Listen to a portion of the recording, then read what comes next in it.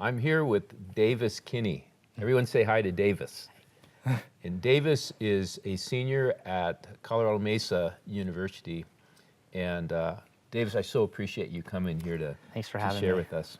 And Davis, can you tell us what initially brought you to SEMU? So initially I came to Colorado Mesa University on a golf scholarship. I had opportunities to go elsewhere for academics, maybe bigger, more prestigious schools, but I really wanted an opportunity to play. And the coach really reached out to me and really emphasized that I'd have an opportunity to play right away. And that was a really big priority of mine coming in. And I wanted to get that opportunity to come in and experience college athletics. So that was a big factor. So did you have a longer goal of maybe someday seeing if you could make the tour? I kind of did. I didn't think at that point that I was ready, like with my game and where I was at, that I would be good enough because there's so many good players out there. But it was definitely an aspiration of mine since I was young. Okay. But something happened when you came here where Jesus got a hold of you. How did that happen? Yeah, well, like I said, I thought I came here for golf, but Jesus definitely had other reasons. So I met one of my buddies, Sean Robbins, on the team, and he was very strong in his faith coming in, and he kept nagging me to come to church with him or come to Young Life. And finally, I just started coming, and I had a understanding of who God was because I'd went to Catholic school and Lutheran school for a long time. Okay. But I never had a relationship with Jesus. I thought he was very distant. I didn't have any hope. And slowly but surely, there wasn't like a crazy aha moment, but just slowly but surely, Jesus kept creeping his way to my life. And I gave my life to Christ in November 2012. November 2012. Yes, sir. So you've been following Jesus for 2 years and 1 month. Yep. That's awesome. It feels like a lot longer than 2 years, but it's been great. Well, when you're young, it seems like a long time. Yeah. Now, because of that, something shifted also in your desires and goals for golf. What happened? Yeah.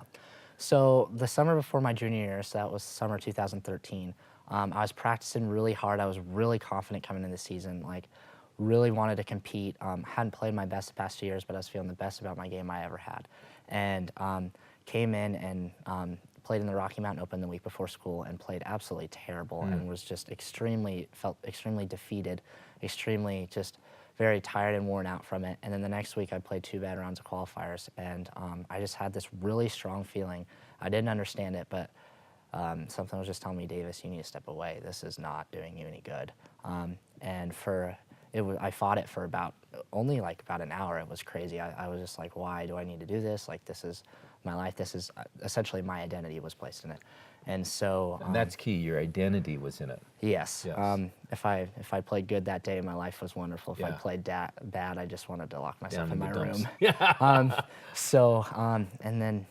So after that, about that hour, I just felt this presence of God, just the Holy Spirit just coming upon me and saying, Davis, this is for your better. And I thought it'd be so much harder, but God essentially just changed my heart to not want to compete anymore. And so I could actually do more for his kingdom and less for myself. Okay. Did you change your direction with being on the golf team? Yes, What absolutely. decision did you make? So I decided from that point, I went to talk to my coach and decided that I wasn't going to compete anymore and that's not where, where I want to go with my life. And so I decided from that point, now that I had that more free time, to be able to commit myself to ministry and volunteering through Young Life and being a big part of that, because I just started to become introduced to that a few months beforehand. So, and like I said, God really changed my heart in that and made me lose my desire to compete and lose my desire for self-glorification and more for his glory through that, and filling me up more through helping kids and being involved more in an awesome community. That's great. And so since you've been doing that, what have you seen different in your heart? Just the desire to serve more and not for life to be about myself. A lot of the time, when I was playing golf, it was all about me. It was my regimen. I'd get up and work out hard, then I'd go to the course all day, then eat dinner and go to bed. You have to be that way to yeah. compete at that level. It was all about myself, and it gave me an opportunity more to give my time to other people, to other things that weren't so selfish. And then, so where do you see God kind of directing your path now from here, because you're going to be graduating in June? Yeah, I'd love to do something in ministry. I'd love to actually get involved with college golfers that were in my place, that have placed their identity so much in golf, in their score, in their performance, and to be able to walk alongside them and say, I've been there, and I'd like to show you something that's going to give you some actual hope. And point them to Jesus Absolutely, as well. yes. That's awesome. Well, Davis, thank you for sharing this with us. And the amazing thing to see is how God has given you a new path, that now you have eternal purpose in your life. Absolutely, that's Yeah. all what it's all about. And you feel much more fulfillment and joy from that.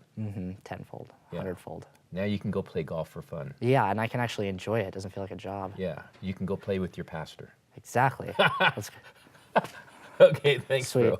How many Thanks. shots are you going to give me?